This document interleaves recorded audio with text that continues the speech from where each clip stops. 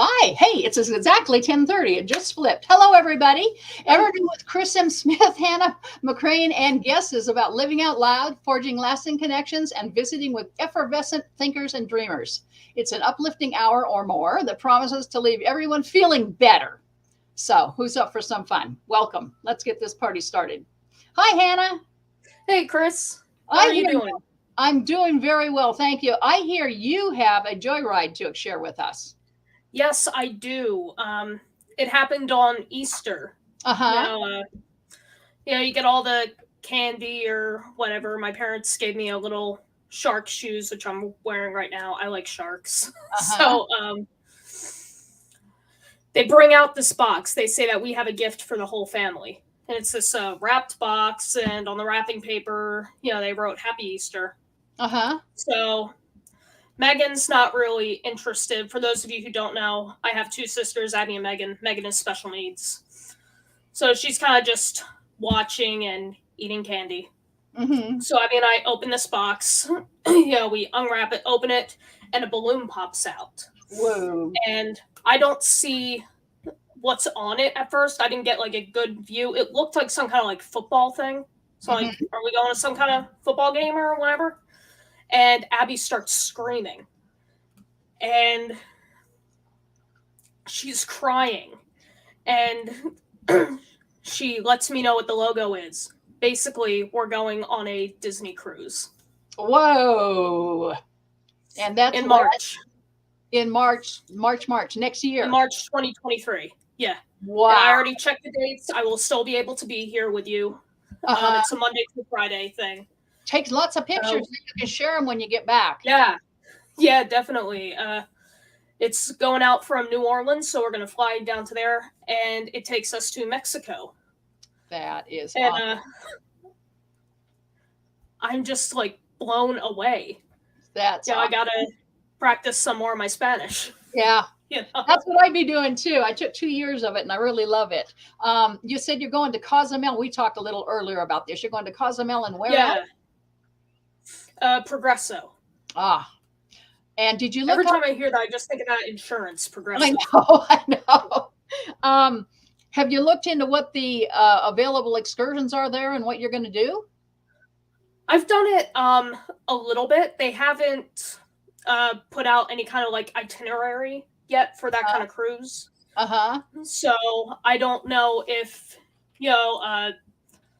the excursions that they have listed online, if that's all going to be included or if it's going to be only some, and why get your hopes up? For one, if that's not going to be an option. I think you're supposed to choose because usually they have like 5 excursions going in 5 different directions. And you choose which one and you do. It's kind of like a first come, first serve kind of thing. The way they have it, there's like, I'm sorry? You've already swum with sharks, so you don't necessarily need to get in the water unless you want to. I think they have some great reefs down there. Yeah, they do. They might have some cave diving. I don't know. Yeah, we were watching, not last night, the night before, these people going on a cave excursion and, swimming in a cave and in, just natural waters. It was gorgeous. Yes. Yeah. But I still can't get my hopes up for that because there is only a certain amount of people that can go on each excursion.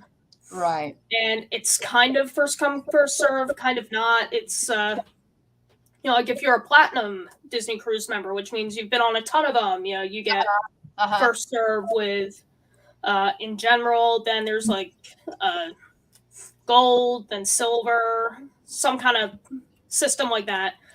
And then it's our first cruise with this, so we get the last. So okay. Either way, it'll still be fun. Right, absolutely. Yeah. There's lots to explore in Mexico. The whole family's going, right? Not just you and your sister. The whole family's going. Yes, the entire family. That's awesome. Well, now I'll tell you about, We're really excited. I can't imagine. Yeah, I went to Mexico once, but it was so hot when I went that I basically stayed on the ship except for about 40 minutes because it was just really no. on the coast there. It was really, really humid. Yeah. On the west side. I don't know if that's the same on the east. And you're going to be on the east coast of Mexico, and I was on the west coast. So, well, I'll tell you about my wonderful excursion that got canceled presently. The reason there is a tall ship behind you, as I told you last time, those of you who tuned in, that I was going to do something with, you saw the kitty in the pirate hat and all that, and on my shirt. And I said, because I'll tell you all about it later and I'll bring pictures. Well, as it turned out, it's the Lady Washington, this tall ship. This is a picture of me. Can you see my cursor when I do this?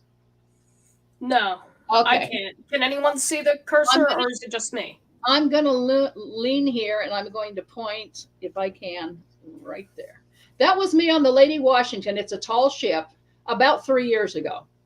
She was dockside. She was built here in Aberdeen, and she has been in Tacoma and in Olympia recently. But we had reservations to go this past Wednesday, but it's like Arctic here. It's so freaking cold that we decided to cancel it and wait until it got warmer to do it, because she'll be out and about, all summer long, up and down the coast of California, Oregon, and Washington, and we'll catch her later on. But I didn't want to leave you guys hanging saying, I have a wonderful thing coming up, and then not tell you about it. We canceled it, and they were very, very gracious about it and said we can rebook at a later date. So well, that's good. Yeah, I have a feeling a lot of people canceled, and they probably canceled it anyway, because I'm sure the guys who were running the sales weren't crazy about the idea of going out and freezing their buns off either. So, so hopefully everybody agreed to do it at a different date. Okay, Cookie Store won't be with us today, unfortunately, but we'll see them next time. That's Jano. Hi, Jano. Hi, everyone. John Bowersock said, I wish I could go on a cruise. Well, put it on your to-do list. Put it on your bucket list. Okay, and that no cursor. Okay, we got no cursor. We're playing pirates ain't on my to-do list. Okay. Yeah. Okay. So, and I got hi from John Bowersock, John Barge. He wants to be John Barge, so we'll call him that. Jenna Wicks in UK is saying hello. Hey, Janet, thanks for joining us. Thank you, everybody, for joining us. Cookie Short, we'll see you later. Now I got to bring you up to date. Roger Noriega, who taught us this platform, is right now, as we speak, in Alaska having a vacation. So hopefully we'll get him on, maybe with some pictures later on, so he can see what he did up there. And our other dear, dear friend, Ross Trowbridge, just had an Achilles tendon snap on him. So he just had surgery on it like yesterday, I believe. Oh, that's a shame. His foot is real numb right now, so he's feeling no pain, but obviously he's going to be on one of those roller things for a couple of months while that heals. Yeah. And he probably won't be joining us, but if he is, I wish you all the best and happy healing, pain-free healing. And Roger, I hope you're having an absolute blast up there in Alaska, although I would never go in April. I don't know why. I just think you're going to be freezing unless you wanted to go up there and freeze. This is, yeah. Space Dancer 1701 says, hey there. I can't remember who Space Dancer is. Did you ever tell us? Please tell us who you are. I'm not sure if they did. It's a Star Trek fan, that's for sure. 1701, Space Dancer. John says, speaking about a cruise ship, when I was a kid, it was either go on a cruise ship or go to Disney World. I chose Disney World. It was like 1989. Well, you get to do kind of both. You're going on a Disney cruise. Yeah. So I've never been on a cruise, period. So yeah, you will have Mickey Mouse and those guys helping you from Vienna, Austria. Oh my gosh. I thought that was the one from Austria. We were talking about where we were from a few weeks ago. And Space Dancer asked if any of us were Austrian. Okay. There we go. Okay, that's all the comments. We have lots of eyes.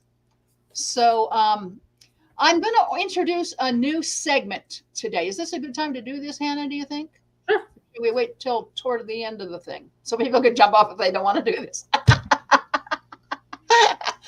I'm introducing introducing a new segment called Kris's Book Nook, because I realized some of you people probably haven't read my books yet, and I was just going through and I was finding a lot of fun stuff that would probably float your boat. So float your boat. That's a good so I'm going to spend maybe 5, maybe 10, maybe sometimes 15 minutes reading excerpts from my books. And while I do that, I will also put up the URL where you can order them if the book floats your boat. Okay. So I think we'll do that now. Here's my Author Central page. You might write that down in case any of these things float your boat. And the first one I'm going to read from is, because we have so many DeForest Kelley fans, I'm going to read from this. So it starts on, if you guys have already read the book, I'm starting on page 16, which means I'm telling you that I have met Dee briefly at the Okanagan, at the Wenatchee Apple Blossom Festival, spent maybe 3 minutes with him while they were in a limousine, and then they went off and did their parade. And then I wrote an article about him, meeting him, because he was so wonderful. I wrote an article called The Real McCoy for my creative writing class at school. And the teacher said, my gosh, that is so good. Why don't you send Mr. Kelley a copy of that? And I said, oh my gosh, I don't write to TV stars. And he said, well, look, if you impress somebody as much as he impressed you, wouldn't you want to know? And I went, yeah, but he's an actor. He probably hears it 10 times a day. And he basically just pulled rank on me and said, send it to him. So I sent it to him, and I figured his secretary would see it. I don't have to worry about it too much. And I sent it off and promptly forgot about it, because then it was summertime.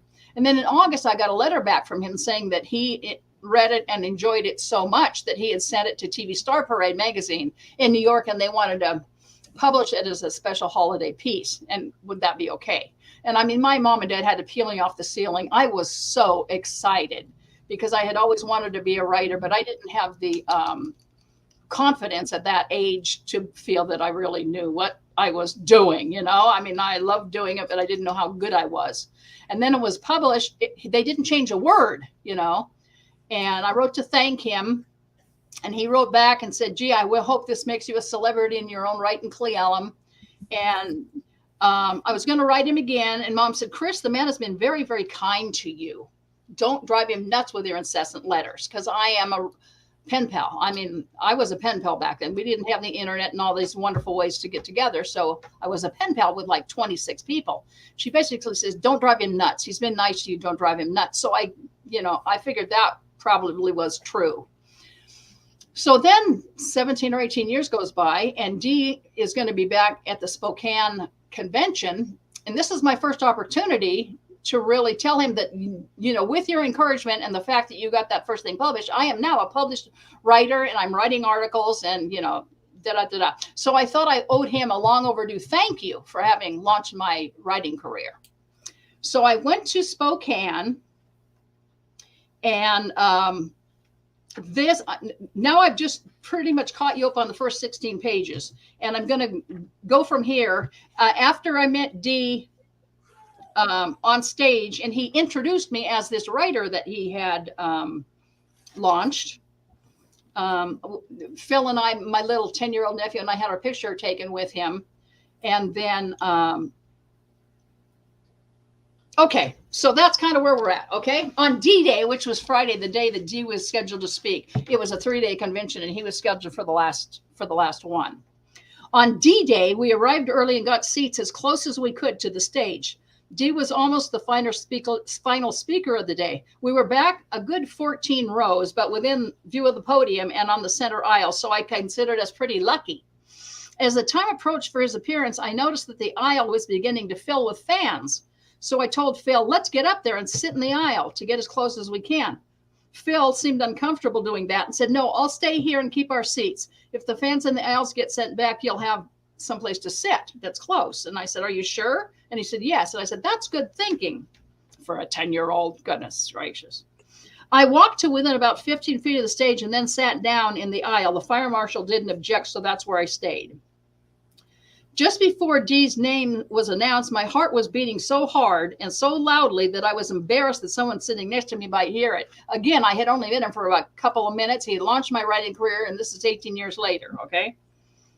The thunderous applause and the standing ovation he received didn't make me feel much better. I was truly in the midst of a throng which quite obviously adored DeForest Kelley.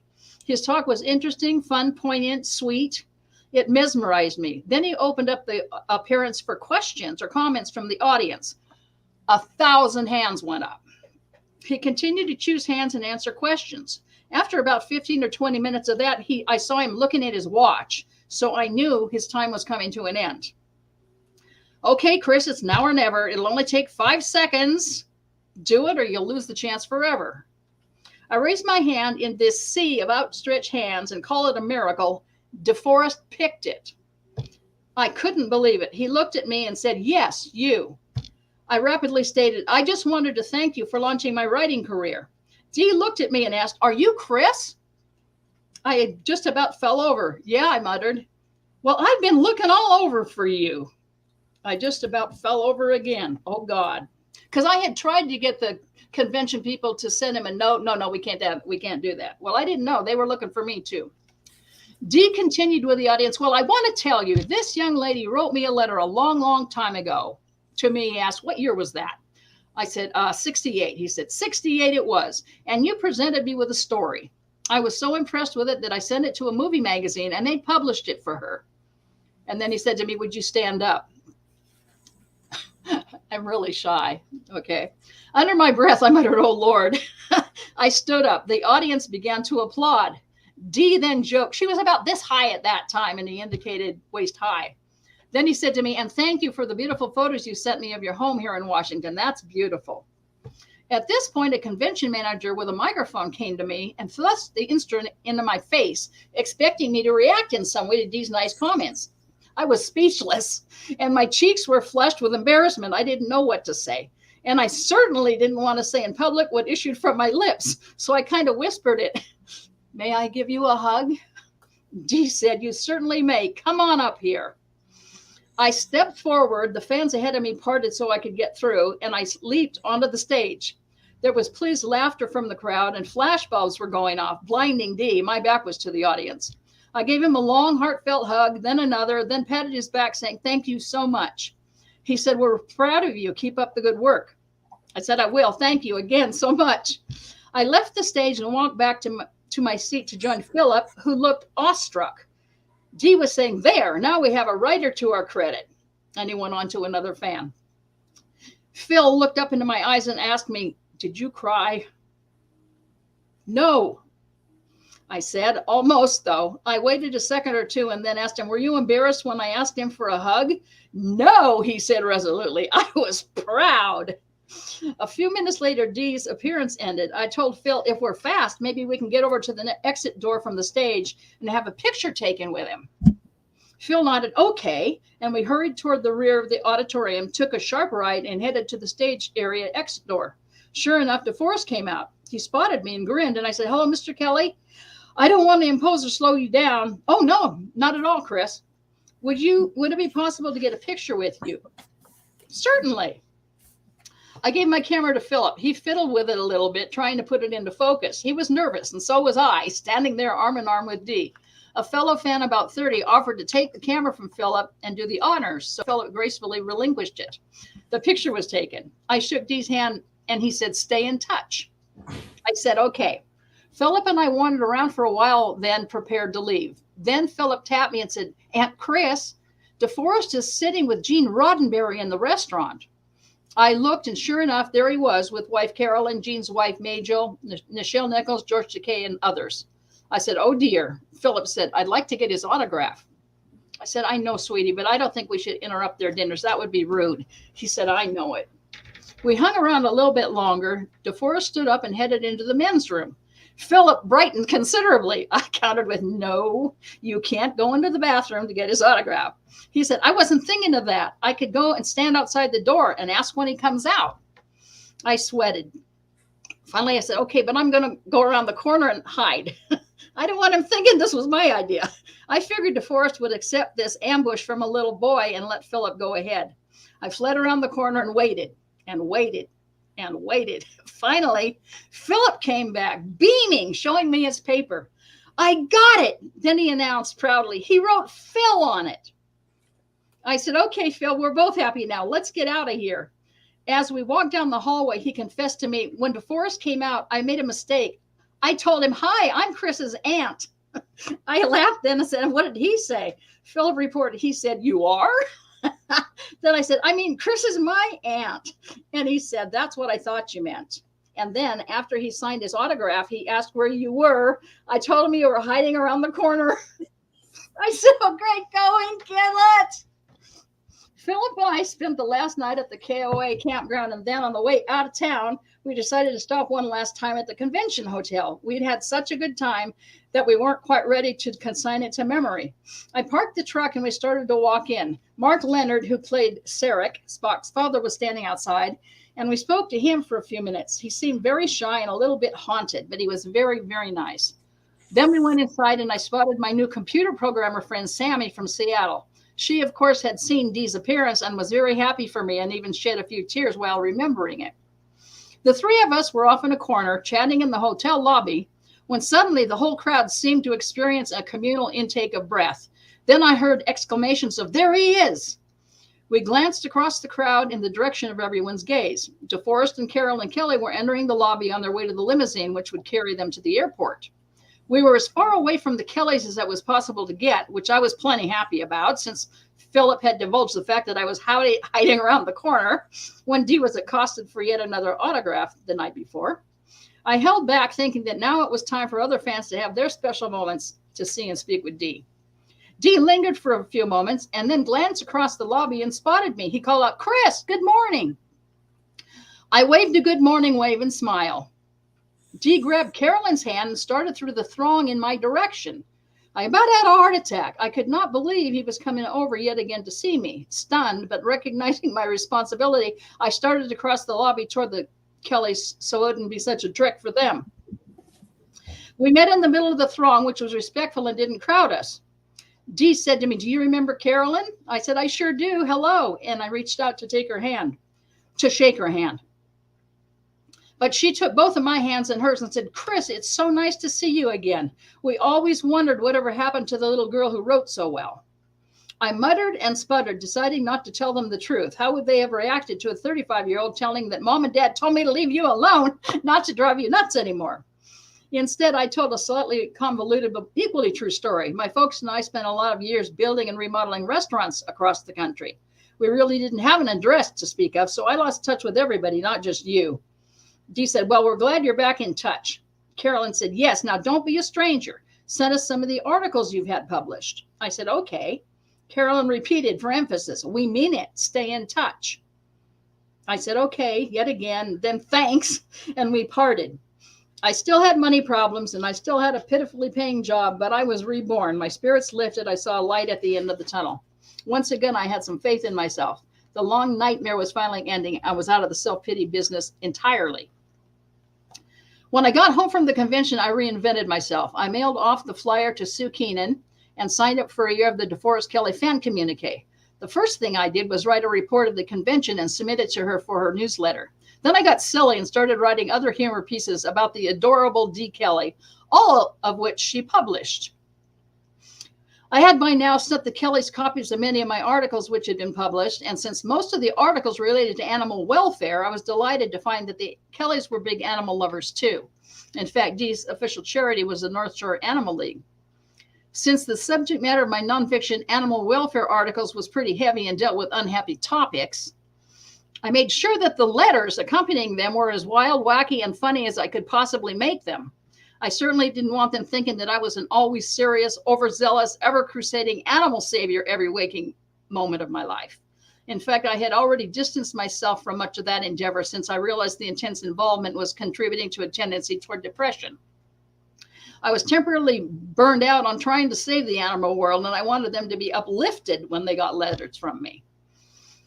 Dee's next convention would take place in Dearborn, Michigan. I made arrangements to stay with a pen pal, Jeannie Armstrong, and then I had a t-shirt especially made to wear for the occasion. After that, I informed my boss when I would be using my vacation time and for what reason. Yikes. Unfortunately, our store was having its annual tent sale, the biggest sale event of the year, so he refused to let me get away. Heartbroken, I called Jeannie and told her that I wouldn't be able to attend, but that I'd send the t-shirt and she should wear it to the convention. The t-shirt read, "No bones about it. I'm a DeForest Kelley fan," and had DeForest and Carolyn written down each sleeve with hearts where the O's belonged. It was a cool looking shirt. I wrote to the Kellys to be looking for the lady with the most terrific Kelley shirt on the planet. Amazingly enough, Dee did look for the t-shirt and had Jeannie model it and then explained how he had met me 20 years earlier. At that point, he got nostalgic or tickled or something and said, "I get a lot of wonderful mail and I read it all. I want you to know that. But it is impossible for me to become a pen pal." Everyone laughed at that, of course, understanding. Then he said, "If there's anyone I should write to, it should be Kris." And I have on occasion. Then he half laughed. "I've had to answer a couple of times, but it's impossible even with her, even those we have some kind of personal situation for." And he trails off without finishing the thought. Well, Jeannie sent me the videotape of that appearance, and when I watched it, I was so touched. Then I suddenly felt guilty, thinking he really might be sitting up nights feeling badly that he wasn't writing as often as I was, although Carolyn was certainly doing her best to keep up with me. So I took out a pen and I wrote a heartfelt letter telling Dee that he didn't owe me a thing, that it was me who owed him. Well, enter Crazy Kris. For some reason, the day I knew the note had to have reached him, the mischievous side of me got inspired. I started to giggle and I started to type, or rather Crazy Kris did. I pictured him at home reading this heartfelt, don't feel guilty letter while Crazy Kris was writing, "Dear Pen Pal, why haven't you written? I've been sitting here looking forlorn for almost a year now." Okay, it's only been 7 months. Time flies when one is forlorn. "I'm not one to notice these things, and I know how busy you are, but where's my autographed photo?" I had never even asked for an autographed photo. "I am incensed. I have an empty spot on my wall. There's only one small empty spot left that's just the right size for a photo of who? But of course, I suppose I could put a picture of Spock there, but it wouldn't go with the rest of my decor, if you get my drift. So if you want to stay in my good graces, and good gracious, of course you do, send me a picture and sign it something short and sweet, like, 'To my dear pen pal who belongs in a pen, with warmest regards and hugs and kisses and Surrey and brandy, Bones.' And don't worry if you can't see the pictures afterward. If you can't see the picture afterward, I have plenty of pictures, but no signed ones. Grin, it looks great on you, XOX, Crazy Kris. P.S.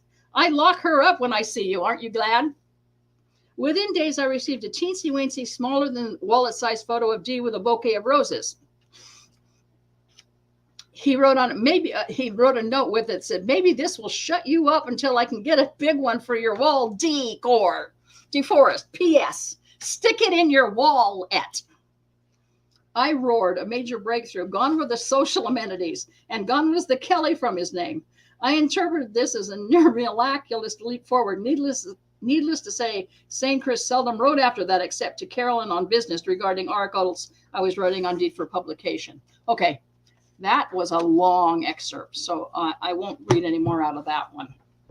But you can get that. You can get this. I'm going to be reading more excerpts on future weeks. We meet here every 2 weeks, by the way, at 10:30. So, and I mentioned in my teaser that I was going to read something about when I was working on Baywatch. So I will do that too. Are we still good, Hannah, or am I boring people, do you think? I guess I ought to look at comments here and see what I think.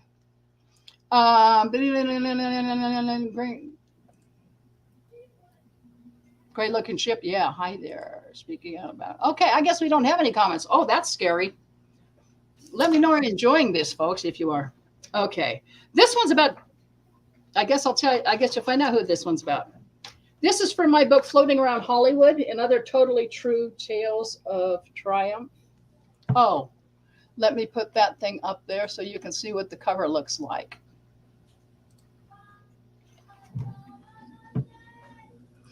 This is, Don't I Know You From Somewhere? It's really short. Ever had one of those unsettling experiences of seeing someone familiar completely out of context? Let's suppose, for example, casual work acquaintance suddenly appears at a beach resort at the opposite end of the country. You both stand, stare, acknowledge one another briefly with a smile and a nod of recognition, and then pass by trying to recall where in the world you know them from. Isn't it fun? Well, I was walking across the Sony lot one afternoon, passing between two sound stages, and a man dressed in a suit approaching me from the opposite direction gave me such a startled, happy look of recognition. I immediately realized that, yes, indeed, I knew him from somewhere. So we began the ritual. Wordlessly, we grinned and half waved, nodded, and then passed by, mentally racking our brains. Where have I seen this person before? I demanded of myself. I thought about all of Clyde Phillips' associates for whom I had been temping for several months. The face did not register there. I continued to search my memory banks for other likely locales where I may have seen this gentleman, for it was with dead certainty that we must know each other, and relatively well. Our mutual response to the stimulus each provided was unmistakable, a delighted grin and an enthusiastic nod. I was feeling totally stupid that I couldn't track this lovely man down inside my mind. I got about 20 steps beyond him when it hit me. My jaw would have dropped to my knees had it not been attached. I did not turn around. I kept right on walking. He was Dustin Hoffman, and he didn't know me from Adam. Until this very moment, I had never been in his presence. He sure seemed delighted to see me, though. Somebody who looks just like me must be a very nice person. Incidentally, it's no big surprise that I didn't recognize him right away, although I was at a movie studio where my new friend Dusty rightfully belonged. He was still, to me, spotted out of context. The last time I had seen him, he was on the silver screen, and he was wearing a dress. Okay. Oh, by the way, this Floating Around Hollywood is a book of humor, just about total humor. So, and then, should I keep going or should I do two more? Should I do the David Hasselhoff and the Monty Markham one? They aren't very long. What do you guys want to do? Yeah, let's see some comments here.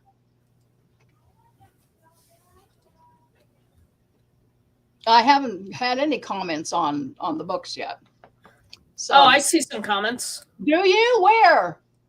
Yeah, let's see here. Roger is having a ball. I'm watching his videos. Okay, let's do this. Man overboard, yeah.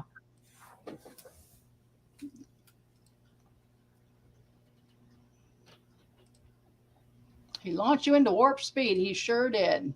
That's one way to put it, yeah. So awesome to hear you read that book. All right. Okay, we're good. Got the book. Oh, well, okay. Well, then you know all about it there. Wonderful memory. Thanks for sharing. Okay, it looks like we're having fun. You keep disappearing in the background. That's okay. Okay, I'll change it out. I'll swap out the background. Please keep going. Go for it. Keep going. Okay, I will change out. Oh, the background. The background I get to from here. I will do this. I don't know if I'll disappear or not. Well, come on. It's thinking, folks. It's thinking.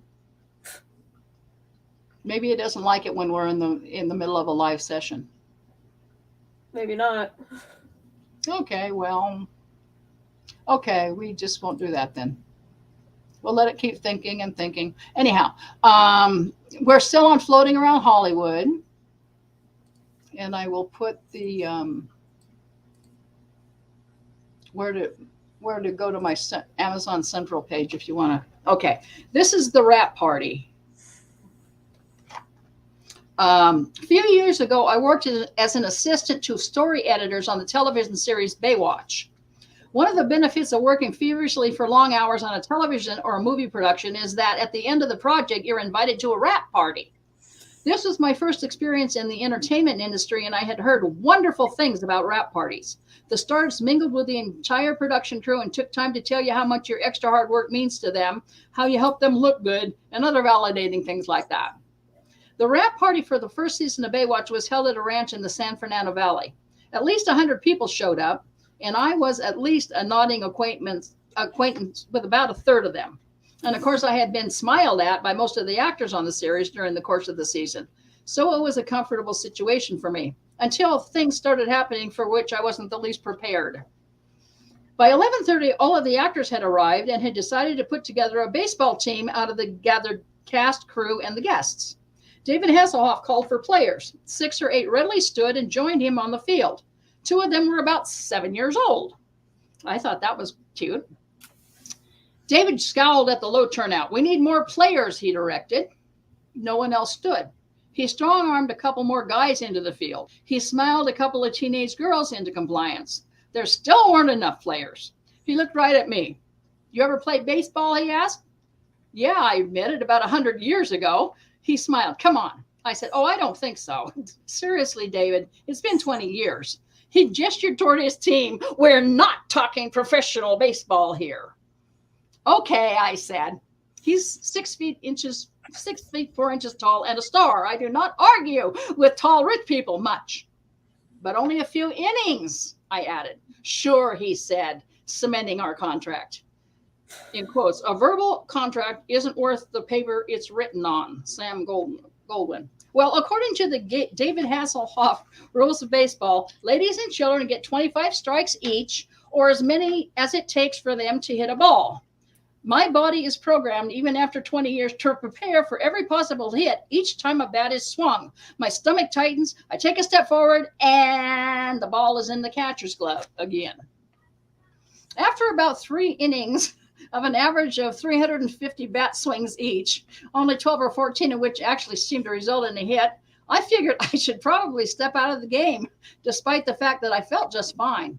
Still, common sense dictated that I had probably overextended, since exercise and I are not exactly constant companions, the understatement of the entire book. So when our team headed for the outfield at the top of the 4th inning, I sat down on a picnic table, I thought for good. David noticed the hole in the ranks. "Where's second base?" he asked, looking directly at me. "It's right over there," I responded cheerfully, pointing at the plate. "Go get on it," he said. "Oh, I can't. I think I've had enough." "You're the best player on our team," he countered. I was careful not to laugh because it happened almost to be true. "You gonna let us down?" Well, I couldn't very well back out after that, could I? David must know a little bit about psychology. I went back. After about 10 additional innings, we won. I went home feeling exuberant. I felt fine. There was not a twinge or a muscle ache anywhere. I was still in shape and a hell of a ball player after all these years. David had said so. I was in shape and darn proud until about 2 days later. Then I was a little sore. 4 days later, I was major sore. 6 days later, I had to roll out of bed onto my knees to the floor to begin my day. By that time, a hiatus had begun, and I couldn't very well confront David with the evidence of my incapacity. I imagined the worst. If this situation doesn't turn around immediately, I'm going to wind up in traction in a day or two. Luckily, the 7th day was as bad as it got. Actors shouldn't flatter people. It can be hazardous to your health. Okay, that's that one. And this is the Oriole Fair. This is Monty Markham. It's not my fault, but wherever I go in life, embarrassing things happen to me. I'm a magnet for them. As mentioned earlier, I worked as an assistant to 2 writers on Baywatch. It was a terrific job, my first in this terrific industry, and I felt very lucky to be working long hours for some of the nicest people in entertainment. Writers' assistants very often get swamped with revisions, script copying, script distribution, and other details, so that occasionally lunchtime will either disappear altogether or will be delayed until 3:30 or 4. It was one of those days. Luckily, I worked from an office only a couple of doors down from the small kitchen area. So when it became apparent that my stomach wasn't going to rest until it had leaned up and taken a bite out of my heart, I stepped next door to find something to pacify it. I found 1 Oreo cookie. That was it. Other ravenous appetites had preceded me to the pantry. Well, okay, better than nothing. The water cooler stood empty too, but hey, I grew up on a ranch in the Pacific Northwest, and the 40 pounds of water sitting in a large plastic jug on the floor held no terror for me. I put the entire Oreo cookie into my mouth, possession being 9/10 of the law. You got to get down, sweetheart. I'll see you in a minute, okay? possession being 9/10 of the law, and strong-armed the 5-gallon jug onto my forearm. I was just upending it onto the water cooler when the door opened next to me. I heard the executive producer's voice. "Well, Kris, you are a strong one, aren't you?" And he leaned over and checked my upper arm for a bulging muscle. Beside him, grinning, stood actor Monty Markham. I had never met Monty Markham until just this moment, and this was not the time had I been given the option. There I stood with my mouth clamped tightly over a half-chewed Oreo cookie. They stood expectantly, awaiting a reply. I managed to respond, I hoped, without mumbling and without opening my mouth more than a fraction of an inch. "Oh, this is nothing. I grew up on a ranch." Monty joked, "Oh, nothing. I suppose you've been out there on the range abusing cattle and horses for years."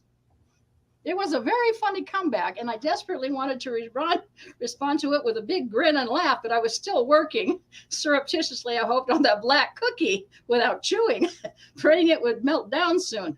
It was taking its own sweet time. I focused on trying not to smile, but to look pleasant, possibly shy. Yes, that might work. Monty thrust out his hand and with a friendly grin introduced himself. "Hi, I'm Monty Markham." I took his hand and replied, "I know who you are." I could say that without opening my mouth too wide. "Hello," would have required an accompanying smile. I desperately wanted to smile. I smile a lot. It is my usual attitude and demeanor. And this was one of those situations where a smile seemed not only natural, but mandatory. But I knew better. I kept my mouth shut. "Hi," I finally said meekly. The executive producer probably wondered why the normally ebullient Kris Smith had clammed up like a star-struck teenager. He carried the ball. Kris is the assistant to the executive story editor and one of our other writers. She's a great help and incidentally is a very nice gal. I was sure Monty was wondering about that by now. "Thanks," I mumbled. After about 1,000,000 years, they turned and left.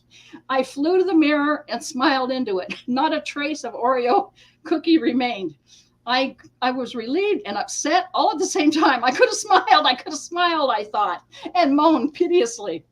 I went home morose and told my sad tale to a friend who became absolutely hysterical. I admitted finally that, yeah, it was pretty funny, all right, if you didn't happen to be the person harboring the Oreo cookie. That evening, unknown to me, my friend, my buddy, my pal, my confidant wrote to Mr. Markham and explained why the normally ebullient, smiling Kris Smith was closed-mouthed and unresponsive the day he met her. No, she wasn't starstruck, nor was she experiencing the monthlies. And my friend further requested 2 autographs, one for herself and one for me, his bizarre co-worker. A few weeks after Baywatch wrapped for the season, I received a large envelope in the mail. The cancellation stamp proclaimed Malibu. Malibu, I pondered. I don't know anybody in Malibu. I opened it. Inside was a glossy 8x10 of, you guessed it. The inscription read, "To Kris, the Oreo cookie girl. Your teeth never looked lovelier. Monty Markham. Once in a while, friends are for strangling." Oh my God. Yeah. Yeah. So see, I do. Strange things happen to me. Okay. Oh my That's God. it for this time. That's it for this time. I have more crazy things, but that's that one. So we'll put this down now. And I think you're tired of looking at that. If I can figure out how to get rid of it. Ta-da. And I'm still just... Yay. Hey, now you can't see me at all because I tried to... Okay, let's make this happen. Because right... Hello? I'm working on getting my thingy back. I can see it in the small thumbnail, but it's still sitting and spinning. So let me see if I can put back the old one. Otherwise, you're not going to see me today, which is probably fine. Yeah. I thought you left us for a second. I did. I tried to see if that would bring me a background. But yeah, I left you apparently just full time here because I tried to change the background during live. Oh, well, you know what I look like, right? Mm-hmm. We know. But his voice is kind of weird. I'm sorry. I don't know what to tell you about this. Please keep going. Okay, well, I think I did that, and I think I did it. Keep going. Okay, we did enough reading for this time. You can come back in 2 weeks. Please come back in 2 weeks. I have lots more like that. You are there. Background gone. I love Mark Leonard. He had a great calming voice. He always seemed so gracious and dignified. He was perfect. He really was a very, very nice. Yeah, don't hassle the Hoff. Yeah. Hasselhoff got things the way he wanted them.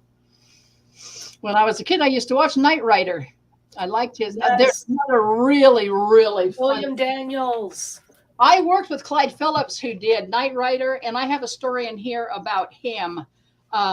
They call me Walrus Woman. It's called. It's hysterical, but I'm not going to read it this time, unless you guys want nothing else except for me. John Bart says he sees me. Do you see me, John, right now, or am I sitting and spinning? Because all I see is me. I see you. You see me? Oh, good. Okay. Well, then fine. As long as you. Okay. Yeah, Knight Rider. I worked with Clyde Phillips, who did Knight Rider, and we had a really funny thing happen there. So I'll tell that next time, unless people insist on it now. But I don't want to make this a whole book reading effort. Does anybody have any questions? Talk to Roger. He changes the background all the time. Really makes my screen go nuts. So he's your man with the plan. Yeah, I'm trying. It's just sitting and spinning for me. I see you. Okay. Out of context, that would be really creepy. Just get a message and see you out of context. Yeah, I see you. When I was a baby, my parents got me a Big Bird toy that was motion activated, and it would just say, "I see you." Oh. And we were in Philly at the time, so they had like a little toy box in the hallway, and one of them would get up in the middle of the night to use the bathroom, and they'd pass the toy box, and they'd just hear, "I see you." And it'd scare the crap out of them. Yeah, I guess. So what they do with it? They give it to their friends who had a son my age. So they pass off the creepy instead of destroying it. The friends, they put it in their attic, and it was there for years. And one of them had to go up into the attic like 5 years later, and they just hear, "It still worked. I see you." Oh, that's when it was finally disposed of, I am told. That reminds me, I did an oral history with my mom, about a 4-hour interview with her about her upbringing and her life before she became a mom. Yeah. And I put it on a little cassette tape recorder, and I left it in the thing, and I had it in a drawer. And I had it in a drawer literally for 22 years, forgot all about it. Not long after Mom passed away, I won't say not long, but within a couple of years after she passed away, all of a sudden I heard my mother's voice, and I just about had a heart attack. And the tape recorder had turned itself on to tell me she was there, and I pulled it out, and actually I ended up transcribing it and getting extra copies for my nephews and nieces who hardly remembered Grandma at all, and for their kids who had never heard Grandma. So actually it was like, it probably would have disappeared altogether if it hadn't happened, because I had totally forgotten about it until it popped up. But boy, I tell you what, that gave me quite a start. My disembodied mother, who has been gone for years, all of a sudden she's talking to me. I'm like, oh boy. Yeah. Okay. A friend of my mom's had a car like the Knight Rider. It was custom built, and it talked like the car. Wow. Dang. I have to go. My mom just phoned in. What a problem. She's getting finance. Oh, okay. You shall. We'll see you next time. Oh, she's okay. Hope your mom's all right.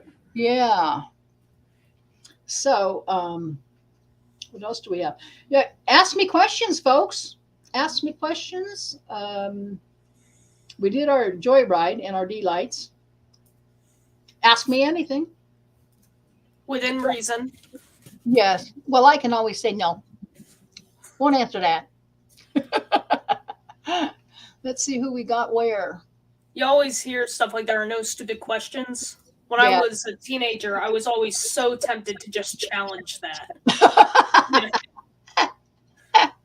I'll never forget, we were in science class, and I won't say who this person is because she's still a dear, dear friend of mine. We were in science class, and the teacher was talking about, now science class, we're like 13 or 14 years old, or maybe 15, maybe 16, it's, middle school or high school. And he's talking about sperm and eggs. Mm-hmm. And, we all grew up on a ranch. We think we're all in the loop. And my dear friend, she raised her hand and she goes, "What's sperm?" I'm just like, okay, there you go, Doc. There you go, Doc. Oh, no. Where have you been? I mean, oh, yeah. So, yeah. I had one that's even worse. They explained it, and then she got all red and embarrassed, But anyhow. No. Yeah. You have one even worse? Yeah, when I was in 10th grade, and I was in Spanish class, and my Spanish teacher's going around the room, yelling out these holidays in Spanish, and we had to write down the days that they were in Spanish. And there would be, like an occasional thing that caused confusion, like, she would say Thanksgiving, and we're like, well, that doesn't really have a specific day, so what do you want us to put? Stuff like that. But then there would be stuff like Christmas, or it's like that's always December 25th. She gets to Independence Day, and the person right behind me asks when that is. And we all stop, and we turn to this person. Uh-huh. I'm trying to keep it as vague as possible. Yes. But apparently this person thought that the 4th of July and Independence Day were two separate days. I see. Well, okay. I don't know how they made it to 10th grade. I don't either. Yeah. Somebody's on my Facebook page, and if you will please come to the NDB media link, then I can, I'll jump over there for a minute and see if they've left a question or anything. I'll just do that real quick and see if there are some questions over there. You're always going to deal with people, like that. Oh, Roger. It's Roger. I'm in Anchorage watching you live. Hi, Roger. And Linda Owen down in Texas goes, "Hola, muchachas." Hola. Hola, hola. Okay, that's what's happening over there. You ¿Cómo guys. está usted? Sí. Muy bien. ¿Y tú? Muy bien, gracias. I won't say that's the extent of my Spanish, but I don't know how many other people speak Spanish, so we'll just stop. I took Spanish up until 11th grade, and I enjoyed it. The reason I did not continue it was because I would have had the same teacher twice, and she was kind of crazy, made me a little bit uncomfortable. She, like a couple times, she proudly boasted about how she physically threw her daughter out of the house. Whoa. So I was like, okay, so I'm not really comfortable with this because I don't know if you could snap at any minute. Right. I don't know where you are mentally. Right. So. Yeah. Okay, we got some questions here. Was he a good driver? I know in Los Angeles it can be really tough driving around there. Carolyn did most of the driving. And when I was with Dee, I was doing most of the driving because he was sick. So I think Carolyn did most of the driving. However, after Carolyn fell and broke her leg, Dee drove to the store and stuff like that. So I don't know if he was a good driver. I was never with him when he drove, so I really can't answer that. He stayed alive, and I don't think he got in any wrecks, or I would have heard about that. So do you think you'd have found your way into writing in if you hadn't launched your career, or would you have lacked that's exactly it. I would have lacked the necessary confidence. I just don't think I would. When you're a teenager living in the sticks, my mom would say stuff like, well, what kind of life experience have you had? I mean, what can you tell people that they don't already know? I mean, she wasn't being unkind. She was just asking me, what can you write about? And I thought, gee, I don't know, and then I realized later on with the Waltons, it was all about life in rural America. I mean, of course, everybody has something they can write about, but I was so unconfident at that point that it was like, yeah, I don't have much life experience. I don't know, which is why at that time I was writing mostly fiction, fan fiction and Star Trek and Stony Burke and Roy Rogers and stuff like that, because I had plenty of experience watching those and I knew how to make those people do what I wanted them to do. But as far as life experience, and now I write almost totally nonfiction, because at 71, believe me, I have some life experience now. But the thing is, when you want to be a writer and you're young and you want to be a writer, don't let anybody talk you out of it, because you will, you need to communicate. And a lot of people who are writers are shy.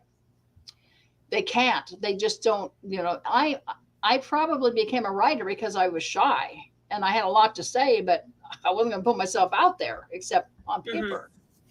And I turned out, that I did it so well that I just kept doing it. And then, of course, if you do that, then it forces you into more public stuff. Like they say, come read your books, or come do this, that, or the other thing, or come sign books or something. And then it forces you beyond your comfort zone, and you slowly expand your comfort zone to where you can do. Up until we started this Ever New, fully well, I had never done anything like this. This is like, our 7th show, maybe our 8th show? I don't know. I haven't been keeping track. This is our 8th show. And I mean, I was white knuckling it for 5 or 6 weeks before it went live, because it was like, oh my gosh, because I'm generally introspective and introverted and shy and pretty quiet, unless I'm with people. Look at you. You're a pro. Unless I'm with people I know. And the thing, I don't like talking on the phone because I can't see people, but I love Zooming because I can see. I can see the reactions. I can get feedback. So, it's just amazing that, I really stepped outside my comfort zone to do this, and now I'm comfortable doing it. That's what I always say. Don't let fear stop you. I've got a couple other books that I'll read out of in the future, encouraging people to listen to your yaysayers and walk through your fear, because most fear is false evidence appearing real. We stop ourselves all the time. And it's just that thing, will I make a fool of myself? Will I whatever, and you have to walk through that. If you're going to communicate and build relationships, you have to walk through that. And you figure my tribe will find me. The people who aren't enjoying it will go somewhere else, and they won't be nasty about it. They'll just go find somebody else. They'll go find their tribe. And that's how it works. And if they are nasty about it, who cares? Yeah, it's their opinion. Right. One of the things I read a long time ago is other people's opinion of you is none of your business. Now, when I was real young, I thought that was crazy. But it truly is, because if you let other people's opinion of you, there are going to be people who are extolling your virtues left and right and calling you the DeForest Kellys of the world, who see the good in people, are going to be telling you one thing, and the other people are going to be going, well, I don't think you should do that. That's not a good career. Don't do that. And a lot of that's fear. They're afraid you won't attain your dream. You'll be disappointed, or you'll starve to death or something. It isn't unkind always. It's just their fear. It's just their fear that you're reaching too high. You can't, I had one guy who showed me kind of a mix of both. A few years ago, I was introduced to a cousin of mine who I had never met, Brian. He unfortunately passed away a month or two ago. But I only met him the once, so it didn't really affect me. But it's like I knew people who knew him, and they were upset. Right. But my dad introduced us, and he said, "This is my oldest, Hannah. She's in college. I was at the time. She's a radio, television, film major." And Brian looks at me and says, "Oh, joining the family business, huh?" And I said, "Yep." And he said, "Welcome to poverty." And that was pretty much it. That was it. He kind of just left, or something similar. Yeah, it is a feast or famine existence. And like Dee said, he had high blood pressure, as laid back as he was. He says, in this business, you don't know if the phone is ever going to ring again. Yeah. When you're in a creative, and same with as a writer, I don't ever know if anybody's ever going to buy another book or if they're going to want me to write more. And I have the people who've read my books and say, write another book, but people who, I don't know. I just write because I have to write. And I think most creative people create because they have to create. It isn't about the money that comes in. The money's nice. The money's helpful. Nobody wants to start. It's definitely a plus. They love. But it isn't about the money with creative people. It's about creating something that wasn't there before, that is now there because of something you've done. It's hard to take the leap to do something like writing because you never know if the people are going to like it. It can be a really big challenge. Absolutely. But unless you do it, you'll never know. Yep. And don't let the fear of what if they don't like it. Somebody's going to like it, Before my mom passed away, friends asked me to help her write her memories in Minocqua. Otherwise, no one would know anymore. I did. Got lots of compliments over the years. That's awesome. You should be proud. Yeah. I have mentioned this before in earlier Ever News. Maybe it was during our test runs. Please keep a journal. I know it sounds, because if you don't, it's amazing. My book would have been a third the length it is if I hadn't kept a journal, because most of the stuff I didn't remember. I didn't recall, or I didn't remember it exactly enough to feel like I could quote it. But if you go back at the end of the day and you write down whatever it is you want to remember from that day, you remember, the quotes, you remember that stuff, that's fresh in your mind. And sometimes I even have to refer back to my book. So I'll say, I think you said this, but let me look, because I know in my book it's correct. I may be misremembering it now, but when I wrote it, it was fresh, and that's what happened. Yeah. So, you just do it, guys. Just do it, because this world is so rocky right now. Anything you can do to help give some love back into the world, creativity, love, kindness, helpfulness, and it doesn't have to take money to do it. Just do that thing in one of my books I mentioned, and I had read this, it's more or less a borrow, but the dash between your birth and your death date on your tombstone, your birth date was significant to your mom and dad. Your death date is significant to a whole heck of a lot more people, but it's that dash in between the two dates that how do you want to fill that? What do you want your legacy to be? And we're so busy oftentimes trying to fulfill other people's prophecy. My mom and dad were scared for me, so I never wrote a book until after they were dead.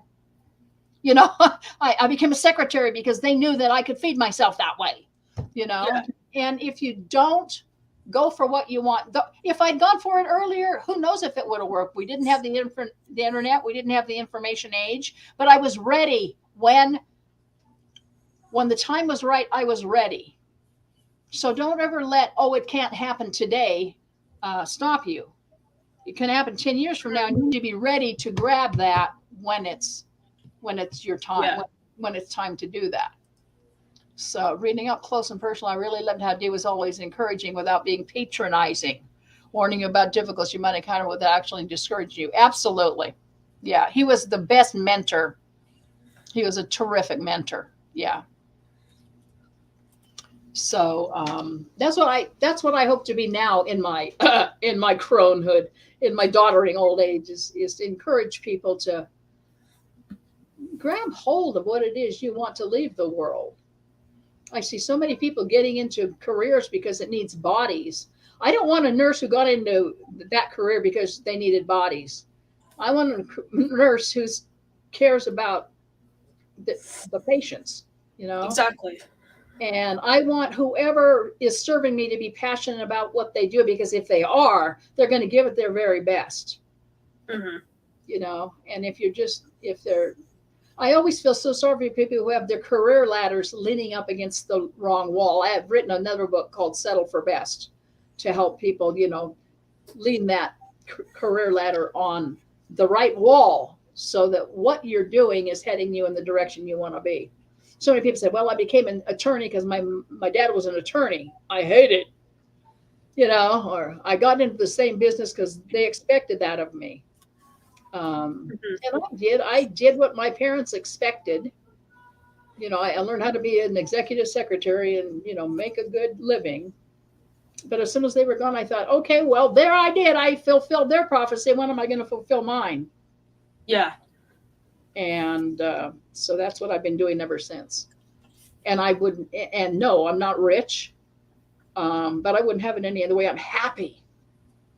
Exactly. I'm You're disappearing again. Oh, well, okay. I'm extremely happy. I just guess I better sit up closer. I keep looking at this black thing that I'm looking at, and you're not seeing that.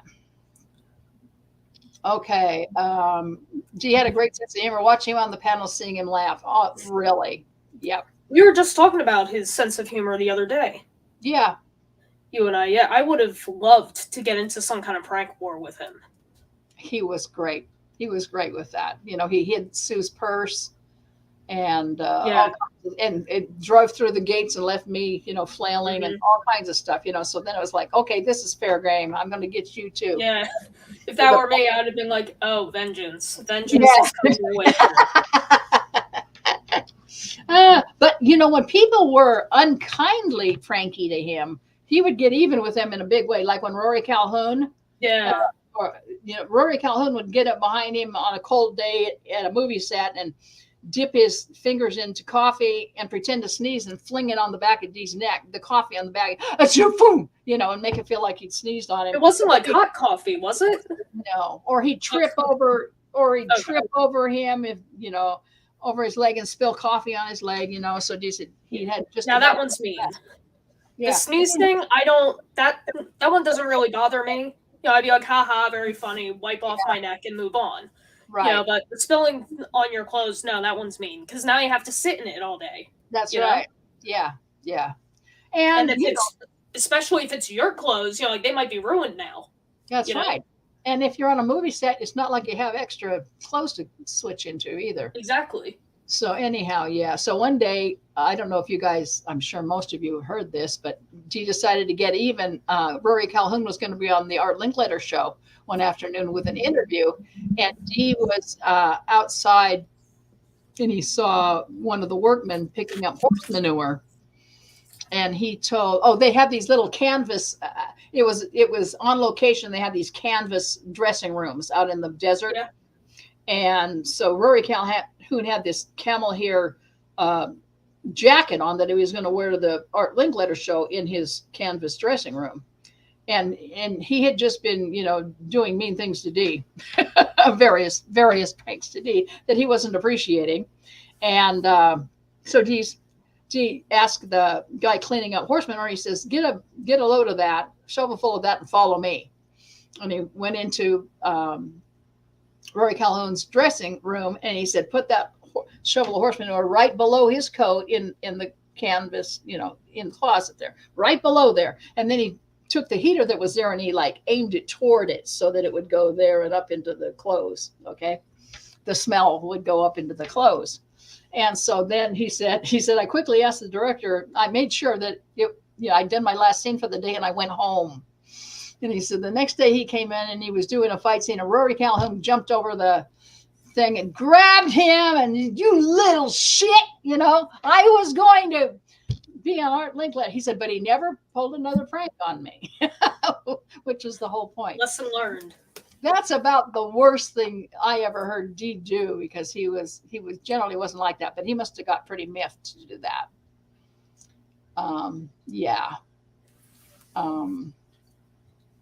There are so many great stories of his times in Westerns. The time he fell on his rifle, they were doing, was it Gunfight at OK Corral? Yeah, because it was Kirk Douglas. I want to say so. It was Kirk Douglas and Burt Lancaster. And there was a scene where he was supposed to fall and get hurt and get dragged through this arroyo. Well, when he fell, he accidentally fell on the rifle and he pulled all the cartilage off on his side. Fell down and he was really seriously hurt. And Kirk Douglas was pulling him through the arroyo and he's going, oh.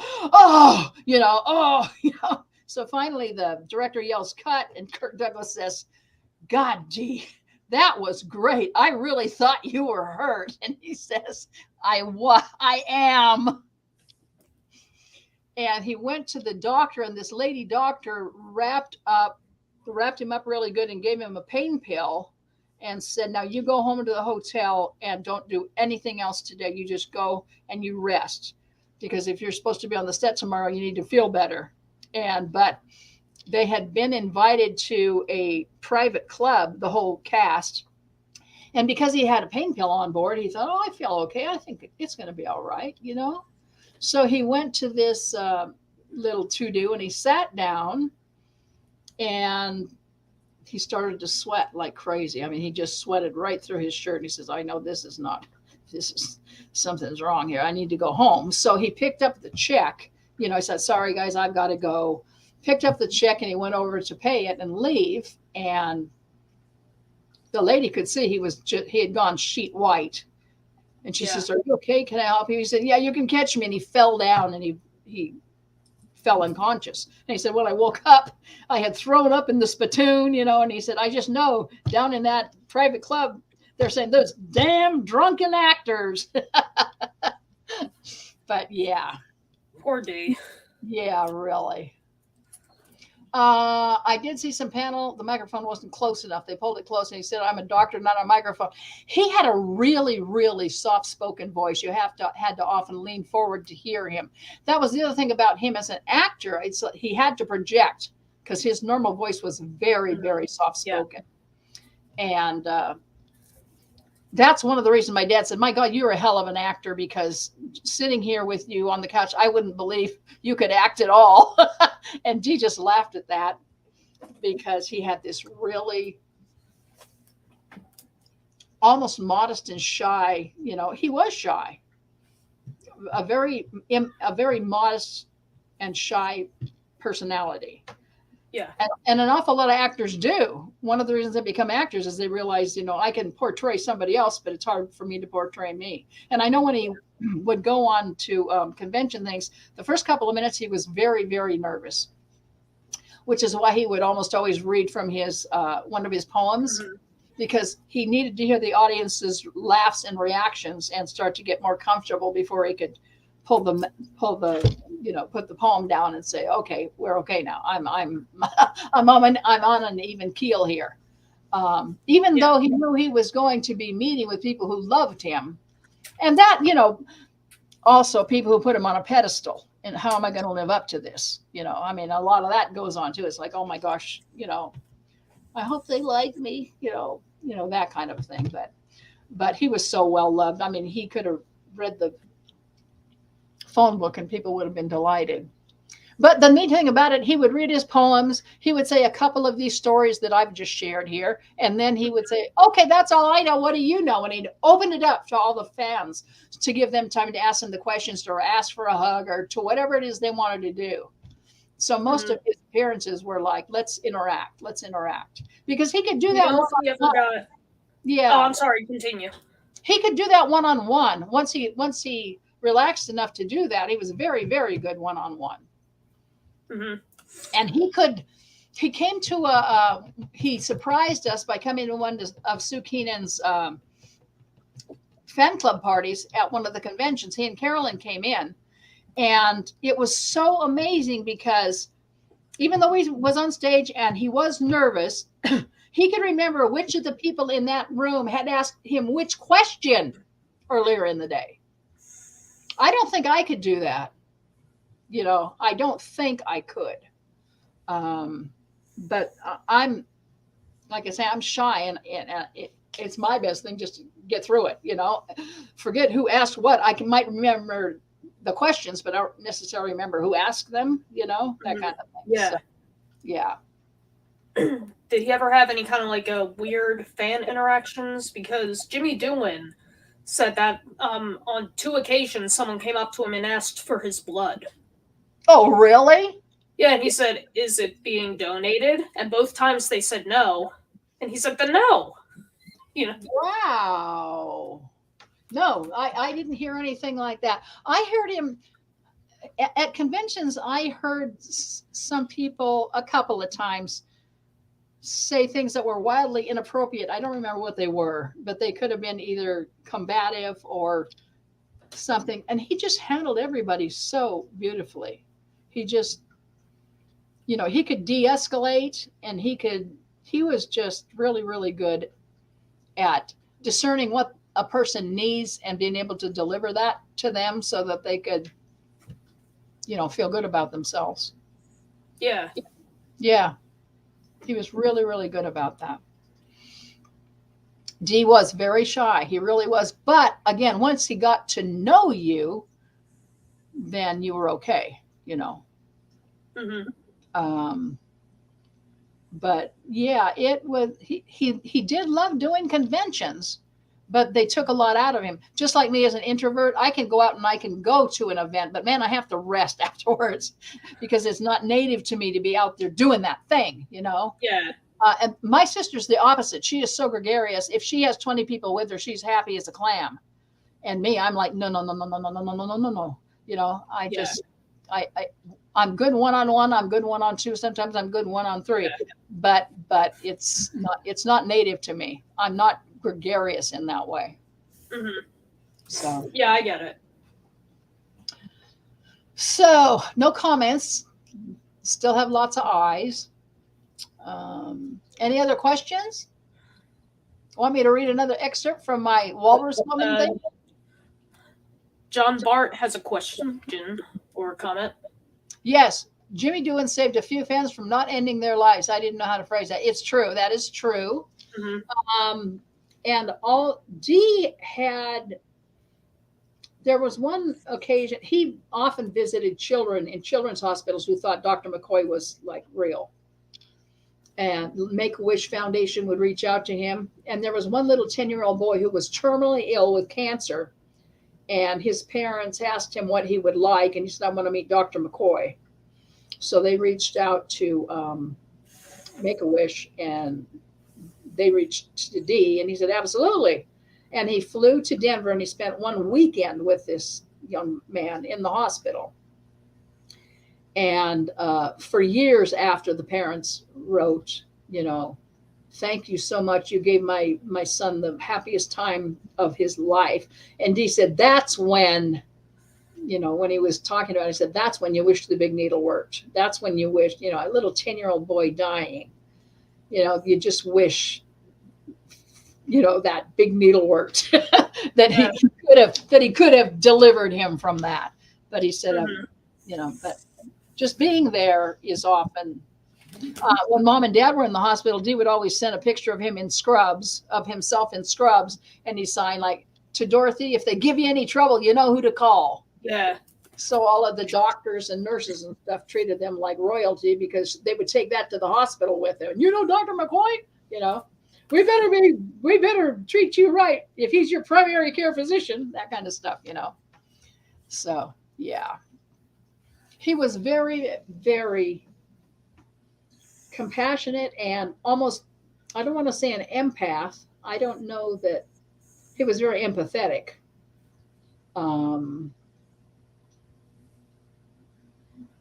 Yeah, a lot of that came from also being raised by a Baptist preacher because they don't have hours. When somebody's sick, you go to their house. When somebody dies, you go to their house. When somebody needs help, you go to their house. And he learned mostly also from his mother that just, if somebody has a need and we can fill it, we're going to fill it. And they were not well off. They were eating possums and, stuff like that. Preachers back then didn't make a lot of money. They barely kept their roofs over their head. But he got that. He said he thinks he got most of his compassion from his mother more than from his father. And she supported him. She said, my dear boy, whatever you want to do, you go do that thing. Whereas his dad wanted him to be a preacher and his uncle wanted him to be a doctor. Yeah. And he said, and he wanted to be a cowboy. So he got to be a doctor and a cowboy. And I still say he had a ministry. It was us. He always made his fans feel beloved. And that's huge for many, many, many people. Oh, there was this one instance in Denver. A woman stood up. I'm guessing she was somewhere between 35 and 37 years old. And she said, Mr. Kelly, you don't know me from Adam, but I grew up in a really, really bad situation. And she gave a little details, but not enough to, like have you gasping, but you knew it was a bad thing. And she said, so when I was about 12 or 13, when Star Trek came, I kind of adopted you as my father. It was the only way I could get through. I don't think I would have survived if I hadn't adopted you as my father. And so after she said that, she said, so I was just wondering if it would be okay if I could give you a hug. And he put out his arms and he said, certainly, come to Papa. There wasn't a dry eye in the house.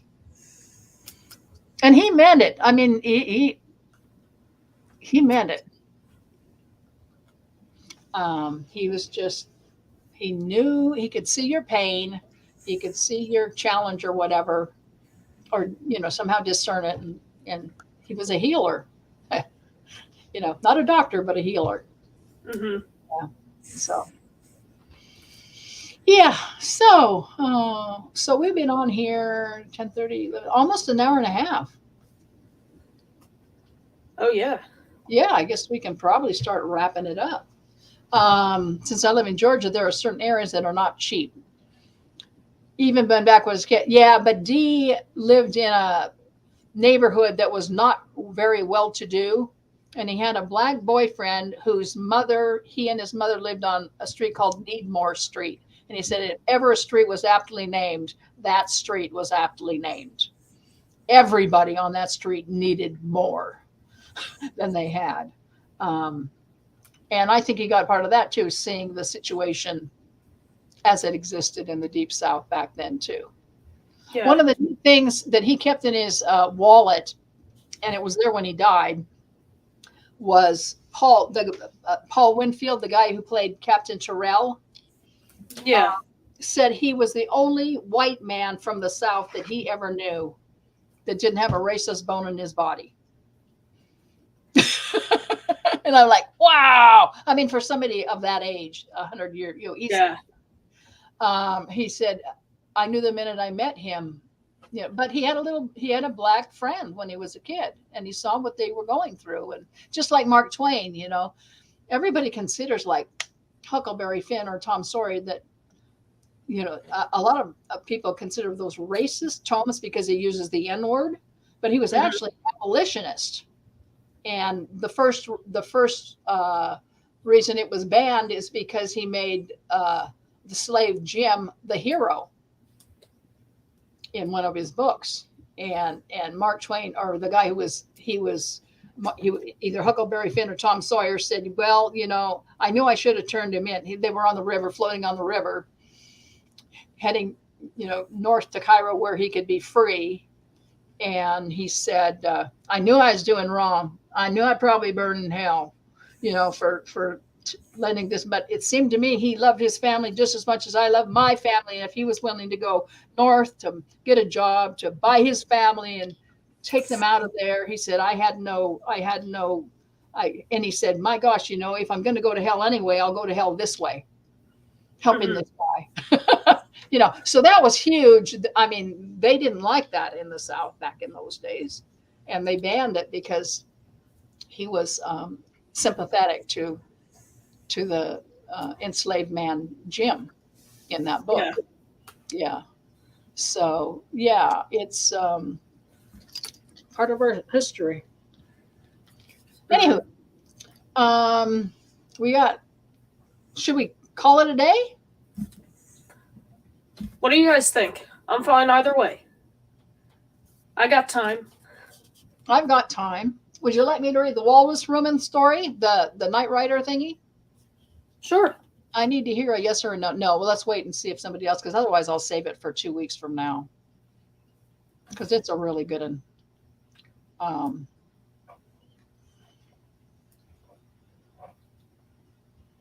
Everybody's on NDB Media right now, so everybody can respond if they never enough. Okay. Space Dancer says never enough. Okay, I'm going to do this one more thing.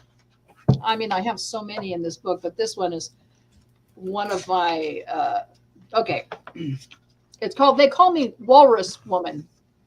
Yeah. I'm different. It's quite likely you have discerned this already. Most business people seem to have a sixth sense about what is appropriate in certain situations. I possess the same keen insight, but there's a part of me that wants to buck traditional etiquette and be outrageous. Not hang from the chandeliers outrageous, but something real close. I was working as a writer's assistant on Eddie Dodd, a television series, and this was done by the same Eddie Dodd's producer was Clyde Phillips, who did Knight Rider and Parker Lewis Can't Lose and stuff like that. Okay. I was working as a writer's assistant on Eddie Dodd, a television series which unfortunately never received a proper send-off or chance from the network, dooming it to an early and undeserved cancellation. You probably never heard of it. It was canceled during its second episode, before it had even properly informed its audience where it was and when it might be found on the dial. But that's not the funny part unless you're a sadist. We were working during the holiday season. One of a writer's assistant's unwritten duties during Christmas and Hanukkah includes wrapping gifts. Well, we were all dutifully wrapping gifts during a very long, hectic day in between the usual duties required of assistants in a production, and no one was looking overly holiday spirited. I noticed the long faces. I also noticed that several of the longest gift wrap tubes were standing in a corner empty. There was certainly no expectation of liberty in that room, so I went over to the corner, picked up the tubes, crammed the ends of two of them into my mouth, slapped my hands together in front of me, and barked walrus-like several times. My comrades fell apart. It was just what they needed. They wanted to give me my own comedy series then and there. Then they decided that when the executive producer, Clive Phillips, returned from the set, it would be just what he needed. Now, I'm temping there. I'm not permanent there. I'm just temping there. Okay. It would be just what he needed. I looked at them and said, fine, you do it. Oh, no, Jamie Anderson. Clyde's strong right arm said, we could never get away with it, but you could. I considered that. I considered Clyde our executive producer. He was a cool guy with a hit comedy series, Parker Lewis Can't Lose, and a great sense of humor. But he was really pretty much all business when he came into the office. He had a lot to do and very little time to get it done, so this was a well-ordered, efficient, no-nonsense place. But I was high on the results of my earlier success with his assistant and quickly agreed, okay, I'll do it. I sweated bullets as I awaited his return from the stage. I was not noted for this sort of antic at work, not at all. This was extremely unlike me. This was insane, frankly. I chickened out about 7 times, but the others kept telling me how funny it would be. So I recommitted to the task 7 times.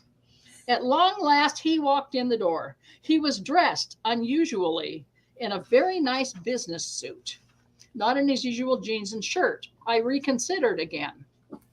The other assistants looked at me, wondering if this new wrinkle might convince me to drop the great plan. One of them gave me the whirling hand motion indicating, come on, it's now or never. I crammed the tubes back into my mouth, walked up behind immaculately clad Clyde, and barked loudly several times, slapping my hands together. Clyde turned around. He looked at me. He looked skyward. He looked at me again. He shook his head and mused, it must be the radiation from the computer. And with that, he left the room. The other assistants addressed his cool reaction to my antics with confused, apologetic shrugs and then casually made themselves scarce. I wilted. I was wondering if this had been suddenly become my last day of work at Clyde Phillips Productions.